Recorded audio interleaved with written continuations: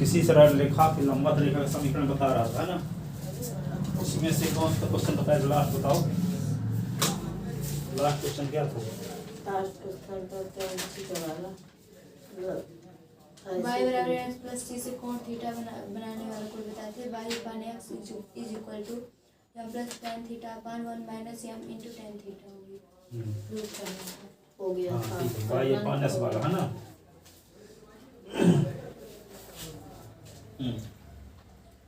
अगला क्वेश्चन देखो,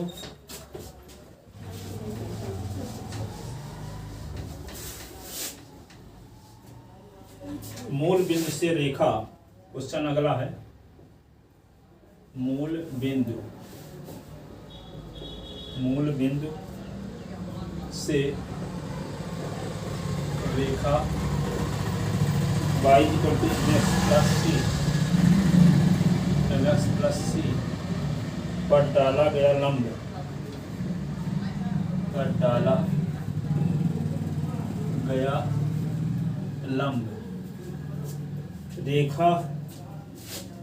रेखा से बिंदु -1,2 पर मिलता है। रेखा से बिंदु -1,2 पर मिलता है।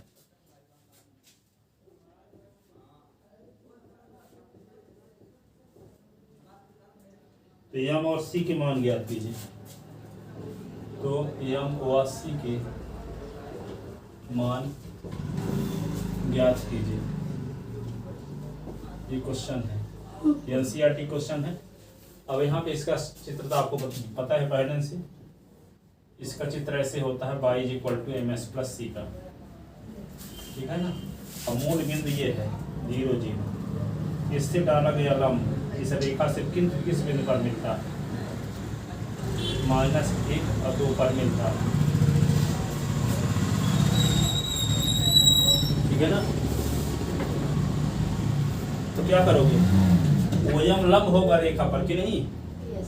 अब OM की प्रवणता निकाल सकते हो, कौन फार्मूला लगा के? y2 - y1 अपान s2 - s1। OM जब लंब है रेखा पर, तो OM की प्रवणता, रेखा की प्रवणता क्या गुणनफल क्या होगा? -1 होगा। तो रेखा की प्रवणता तो m है, और OM की प्रवणता निकाल लो, दोनों का गुणनफल -1 तो m की वैल्यू आ जाएगी। अब रेखा कहाँ से गुजरती है?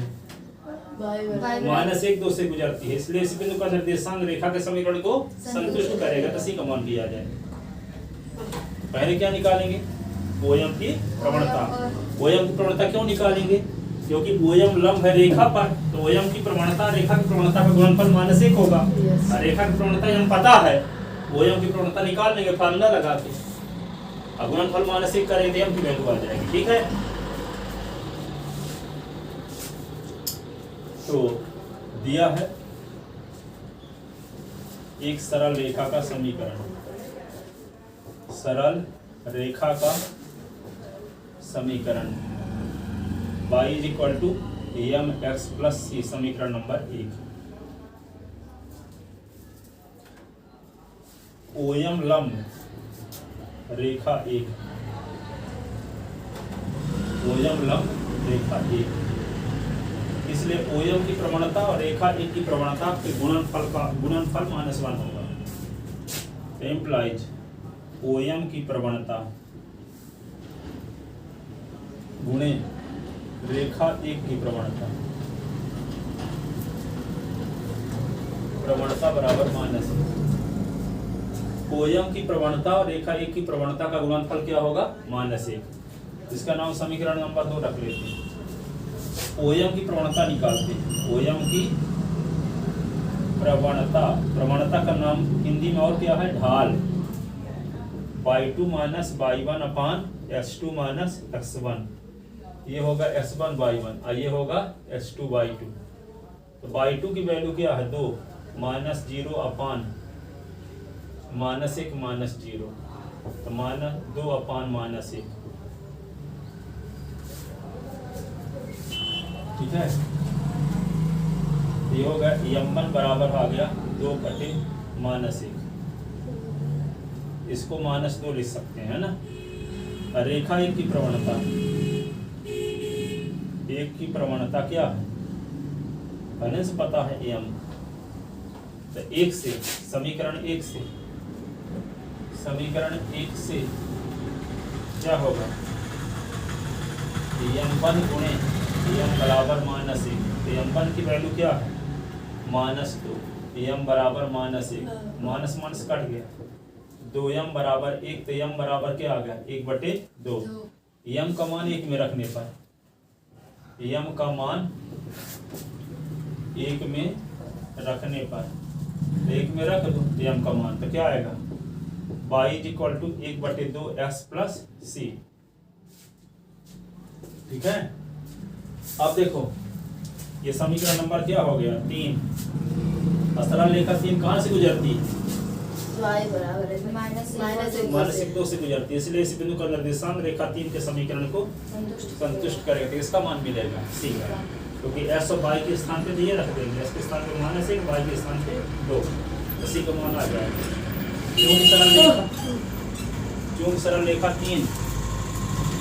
चूंकि सरल रेखा 3 कहाँ से गुजरती है, चूंकि सरल रेखा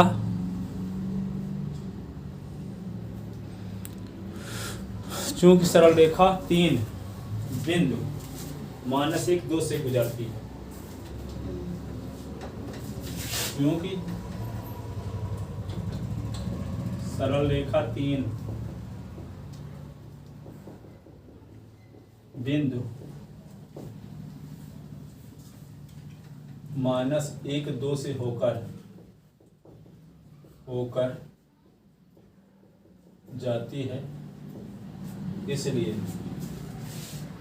अतः इस बिंदु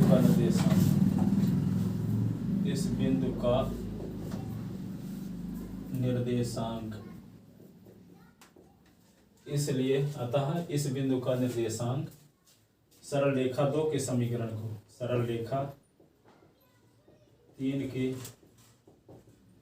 समीकरण को संतुष्ट करेगा। संतुष्ट कराओ। रेखा के समीकरण में y के स्थान पे क्या रख दोगे, y के स्थान पे 1/2x x के स्थान पे -1, y के स्थान पे 2 ना, तो y के स्थान पे 2 ना रखोगे, s के स्थान पे -1, तो 1/2 -1, c का मान निकालना है ना। तो 2 बराबर -1/2 + c, 2 + 1/2 = c। तो इसके नीचे 1 लिखोगे, ये 2 हो गया, 2 दूना 4 + 1, तो क्या आ जाएगा 5/2 बराबर c, c बराबर 5/2। यही तो निकालना था m और c का मान। अतः m बराबर क्या होगा 1/2 और c बराबर क्या हो गया 5/2। लिखो जल्दी से।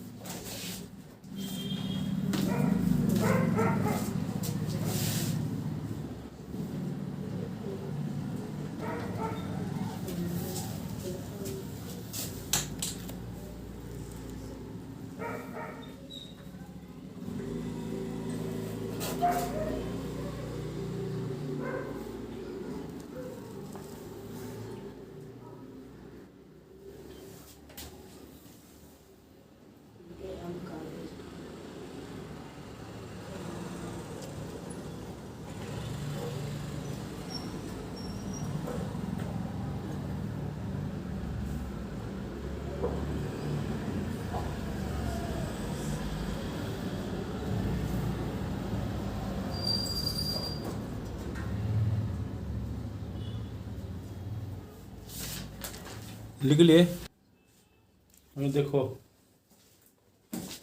आ गया नहीं। अब देखो अगला क्वेश्चन ये है एनसीईआरटी का।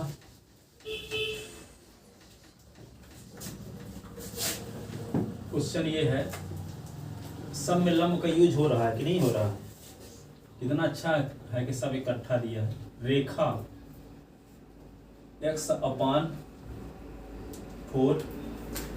y/6 = 1 पर लंब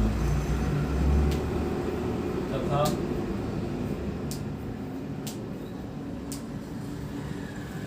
लंब रेखा का समीकरण ज्ञात कीजिए।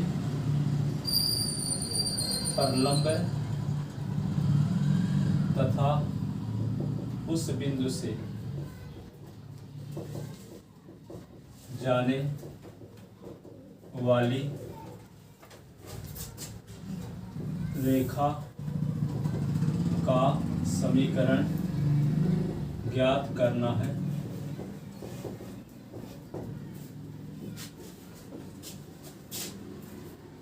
इस रेखा पर लंब तथा उस बिंदु से जाने वाली रेखा का समीकरण ज्ञात करना है जहां यह बाई अक्ष से मिलती है।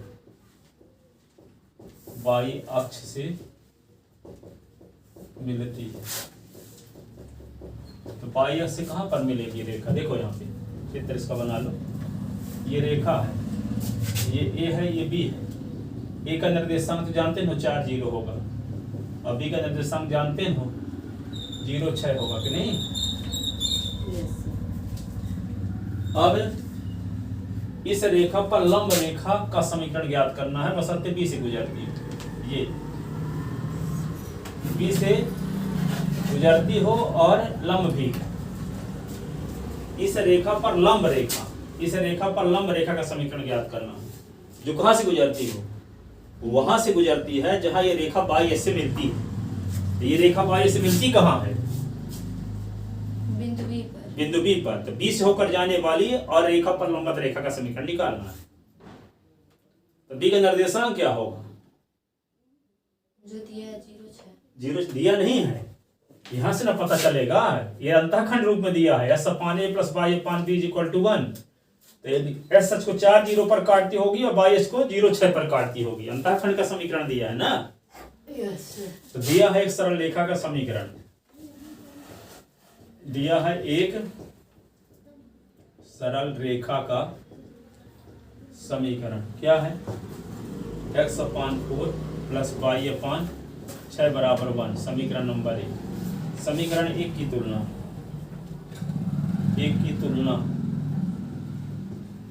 x upon a plus by upon b equal to 1 से करने पर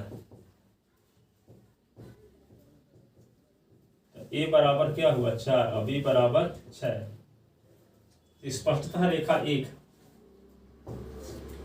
स्पष्टतः रेखा 1 x अक्ष से बिंदु a जिसका निर्देशांक 4 0 तथा y अक्ष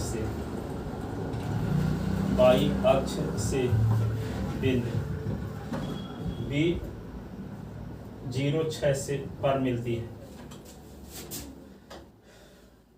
रेखा 1 x अक्ष से इस बिंदु पर मिलती है तथा y अक्ष से बिंदु 0 6 पर मिलती है। ठीक है। अब बिंदु बी से होकर जाने वाली उस सरल रेखा का समीकरण ज्ञात करना है जो रेखा 1 पर लंब है। बिंदु बी से होकर जाने वाली उस सरल रेखा का समीकरण ज्ञात करना है। किस सरल रेखा का? जो रेखा 1 पर लंब है। इसको तो बंद करके बता रहे थे। रेखा 1 पर लंब रूप से बात फिर मानस होगा सर। ये रेखा का समीकरण दिया था, समीकरण 1 की तुलना की s upon a plus by upon b equal to 1 से। तो a की वैल्यू 4 आई, b की वैल्यू 3। स्पष्टतः रेखा 1 अक्ष से बिंदु 4 0 पर मिलती है और y से बिंदु 0 6 पर मिलती है। अब बिंदु 0 6 से होकर जाने वाली उस सरल रेखा का समीकरण ज्ञात करना है जो रेखा 1 पर लंब है। तो ये मान लेते हैं रेखा 1 है और रेखा 1 पर लंब रेखा ये है। और कहाँ से गुजरती है? जहाँ y से मिलती है उस बिंदु से गुजरती है, लंब भी है रेखा पर, है ना।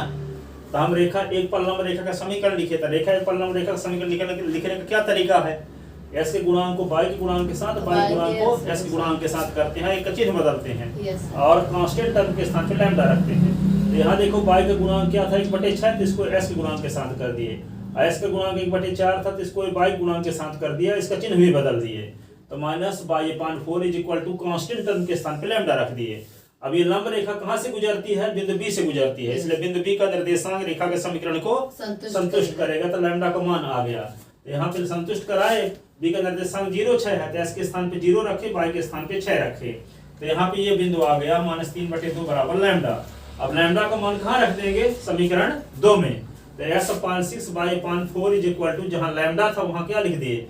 -3/2। इसका एलसीएम लिए, 6 4 का लघुत्तम 12 आया, 12 में 6 का भाग 6 दूना 12, 2 का गुना s के साथ 2x। अब 12 में 4 का भाग 4 तिहाई 12, 3 का गुना y के साथ 3y इज इक्वल टू -3/2। फिर ये गुना करेंगे, ठीक है, तो क्या आएगा? 2 दूना 4s, 2 तिहाई 6y, 12 तिहाई 36।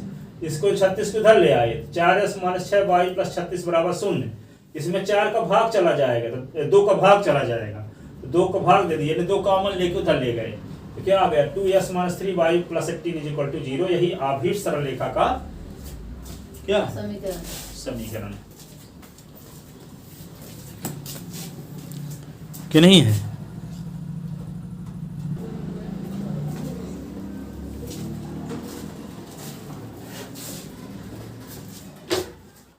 अब अगला क्वेश्चन ये है,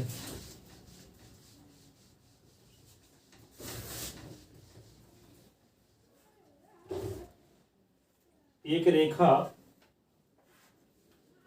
क्वेश्चन इसको समझाते हैं। यहाँ पे एक बिंदु है ए, जिसका निर्देशांक है 1 0, और दूसरा बिंदु है बी, जिसका निर्देशांक है 2 3।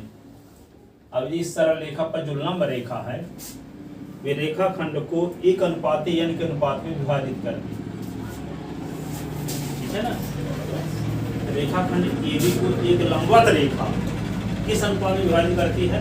1:n के अनुपात में बिंदु C पर। तो पहले क्या करोगे? C का निर्देशांक निकालोगे खंड सूत्र, अंतःखंड सूत्र लगाकर, ठीक है। रेखाखंड AB को ये लंब रेखा 1:n के अनुपात में विभाजित करती है, तो खंड सूत्र से क्या होगा? ये वाला फार्मूला, C के निर्देशांक को यदि SY कह लो, तो क्या फार्मूला बताए थे आपको? इसका हो जाएगा M1S2 + M2 S1 upon M1 + M2 M1/2 + M2/1 upon M1 + M2 M1 + M2।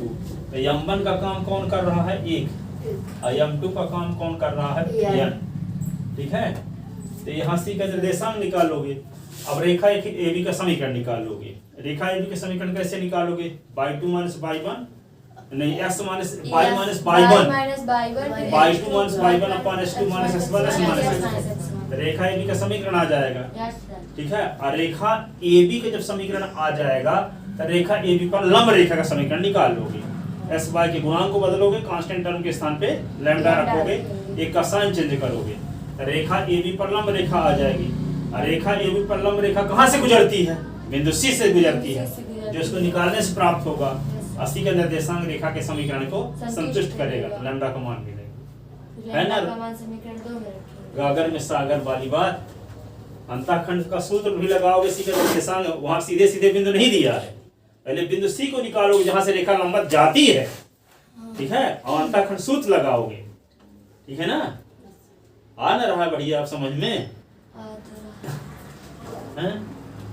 आपको लग ना रहा है कि ऐसे सीरियलिटी से होना चाहिए क्वेश्चन? अब कहीं आगे पीछे मिलते तो आपको पता चला पीछे वाला सब भूल गए। सर 12 चैप्टर तक आएगा। हाँ तो क्या करें, 12 तक पढ़ा देंगे। क्या पढ़ाएंगे? आज तो 24-25 तारीख हो गई है। अभी तो 6 तारीख तक टाइम, 5 तारीख 10 दिन का टाइम है, क्या समझिए। चलो देखो, स्कूल वालों का थोड़ी है कि सब क्वेश्चन बताते हैं, वो छोड़ के बता देंगे, हम भी छोड़ के थोड़ी बता सकते हैं। वार्षिक परीक्षा में जाओगे तो पूरा खत्म रहेगा, ये मेरी गारंटी है। अब आगे पीछे आगे पीछे ये इधर उधर का, वे लोग स्कूल वाले क्या है, उनको कोटा पूरा करना रहता है। एक ठो क्वेश्चन बता दिए कहीं ऐसा पहुंच गए, हम एक दिन स्कूल नहीं गए तो। हाँ तो उनको क्या है, 15 लाइन लिखवा भर दिए पॉइंट, ऐसे क्वेश्चन बता दिए। लिखवाते तो इतना ज्यादा है, हम भी सोचते हैं कि मेरे कोचिंग में कहीं लिखवाते, एक लगातार 3-4 पेज लिखवाएंगे, घर जाते हैं लिखते हैं। स्कूल में वही थ्योरी है, लिखवाते हैं स्कूल में, और कुछ नहीं करते। कॉन्सेप्ट के साथ साथ बताते चलते कि रेखा के लंबवत रेखा समीकरण, जो सुनो लिखवाते हैं। देखो, रेखा के लंबवत रेखा समीकरण, उस पर सवाल लेखक समानता रेखा समीकरण उस पर सवाल, अंताखंड का रूप का समीकरण पर सवाल, ऐसा ना करते हैं। हाँ। वे लोग क्या करते हैं, अंताखंड बता दिए, लंबत भी बता दिए, समानता भी बता दिए, कोण भी बता दिए, लंबत होने का प्रतिबंध भी लगा दिए, सब कुछ बता दिए, फिर एक क्वेश्चन बता दिए इसका जिसमें सबका सूत्र रहेगा, वो एक क्वेश्चन बता देते हैं। हाँ, आपका लेना अपने से जो दिक्कत हुई पूछना, कोई पूछता कौन है? कोई नहीं पूछता। पूछेंगे तो 25 क्वेश्चन, उससे तो उससे बनवे ना करेंगे, इसलिए पूछते नहीं। इससे बेहतर हम तो बैठे रहो। जो पूछ दिया तो हाँ, हमसे ये उसके पूछो, पीछे तुमसे पड़ जाते बनता हैं। है। हाँ, ये बनता है तुमसे, तुम पूछ रहे हो। हाँ। वो बनता है, इसलिए कोई नहीं। जब पूछने की आपके पास पात्रता नहीं है तो क्यों पूछ रहे हो, ऐसे बोल देंगे। ठीक है ना, तो लिखो। उनको किसी से मारेंगे, उनके लिए पाएंगे तो। दिया है एक रेखा, क्वेश्चन लिखो। एक रेखा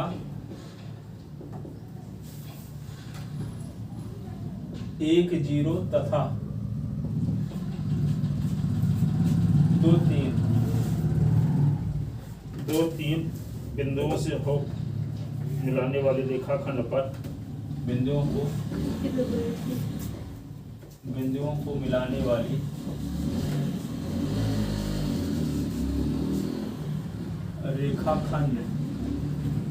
रेखाखंड पर लंब है, रेखाखंड पर लंब है तथा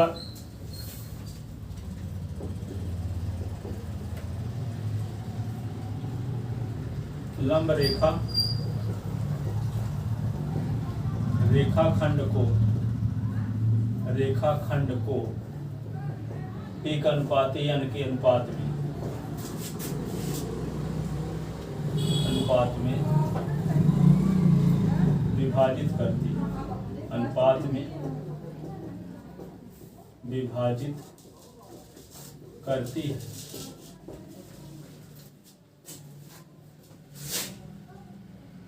तो रेखा का समीकरण ज्ञात कीजिए। रेखा का समीकरण, तो लंबत रेखा का समीकरण,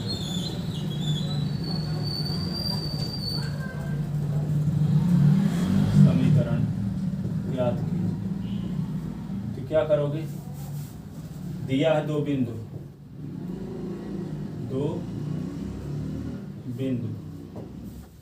एक है ए जिसका निर्देशांक है x1 y1 के स्थान पे एक जीरो दिया है ना, दूसरा बी है s2 y2 के स्थान पे 2 3।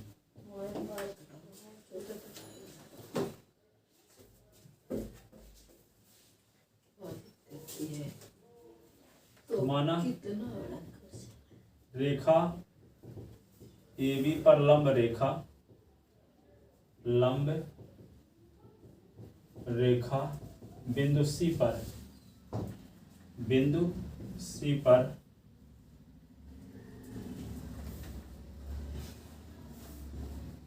एक अनुपात n के अनुपात में विभाजित करती है।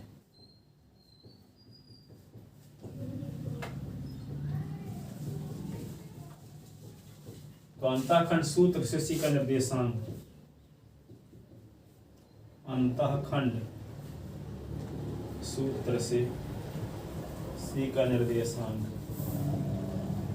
निर्देशांक क्या होगा, m1 +2 + m2 +1 अपान m1 + m2, m1 y2 + m2 y1 अपान m1 + m2। तो m1 1 into n into 1 अपान 1 + m, 1 into 3 plus n into 0 अपान 1 + m। तो क्या होगा, 2 + n अपान 1 + m, 3 अपान 1 + m, ऐसे ये आ गया। क्योंकि आप क्या करें, सरल रेखा AB का समीकरण, सरल रेखा AB का समीकरण ए बी का समीकरण कैसे निकालोगे? y minus y1 y2 minus y1 अपान s2 minus x1 s minus x1, यही ना। तो y माइनस y1 की वैल्यू क्या है? y1 की वैल्यू 0, y2 की वैल्यू क्या है 3, y1 की वैल्यू 0, s2 की वैल्यू 2, s1 की वैल्यू 1, s माइनस s1 की वैल्यू 1। अब क्या होगा? वीडियो बंद तो लिखे चालू तो है। तो क्या होगा? y इज इक्वल टू ये 2/1, 3/1 है ना, 3 से 0 निकाल 3 रहेगा, 3/1 s minus 1। y is equal to 3s minus 3, तो 3s माइनस y माइनस 3 बराबर 0। तो क्या आ गया? 3s माइनस y माइनस 3 बराबर 0। ये सरल रेखा एक आ गया। अब रेखा एक पर लंब रेखा का समीकरण बताओ। रेखा एक पर लंब रेखा का समीकरण बताओ। हो जाएगा 3x प्लस माना रेखा एक पर लंब रेखा का समीकरण। x plus 3y minus lambda, क्या लिखेंगे? x plus 3y minus lambda is equal to 0।